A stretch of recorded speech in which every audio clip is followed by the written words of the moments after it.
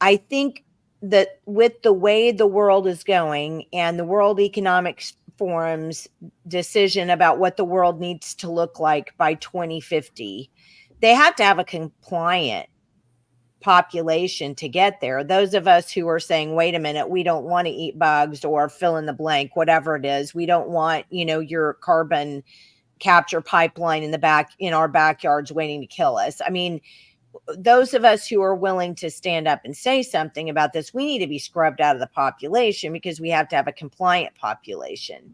When you look at Governor Stitt, and I'm not a Governor Stitt fan at all. When you look at Governor Stitt on education, he says one thing continuously, and it's not what we've talked about here, excellence, learning for learning's sake. It's all about the workforce. Everything is workforce generated. We have to make sure that we get kids in line for the workforce. By the way, we have a carbon capture facility and we need to have some people working at that, but we're not going to make these private investment companies pay for that. No, because they need to get money to the people who are investing in them. So no on the job training there. We have to use tax dollars to teach those kids how to take on a job that will benefit those investors who are investing in it.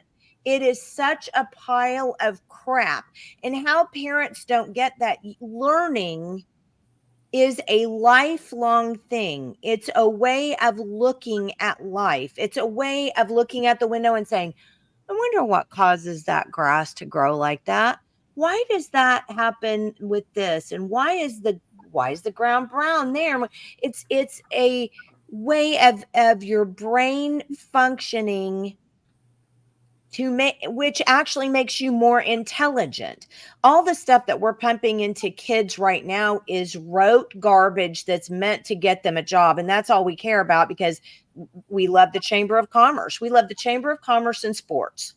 That's what we love. And the Chamber of Commerce says, hey, we need to educate kids for jobs. No, 1,000 times no. No, we don't educate kids for jobs. We educate kids for kids.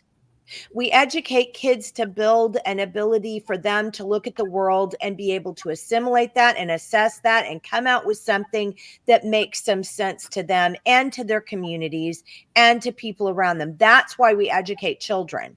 Then they get to say, oh, you know what? Maybe now I'd like to be a road paver. Maybe I'd like to be a doctor, but we don't educate them to be a doctor or a road paver. It's not what we do. It just fascinates me that people don't even understand what is the function of education. We're not even doing the function of education. We're just housing kids in warehouses where we pump them through with propagandized garbage that then helps them get a job in Oklahoma's economy, because once we have Oklahoma's economy up, the government gets more tax dollars and they get more they can invest more in the things that they're privatizing. So it's everything is a grift, peeps. Wake up. And then take the snowball effect. Look at the state of education. Is it surprising now that our medical field is the way that it is, or our infrastructure is the way that it is? Because it's all directly correlated. If we are habitually putting forth generations of students that have 20 to 30% proficiency, then what do we think is going to be the outcome once they're adults? That once they're adult, they're going to magically be able to read? Oh, you've graduated high school, now you're good.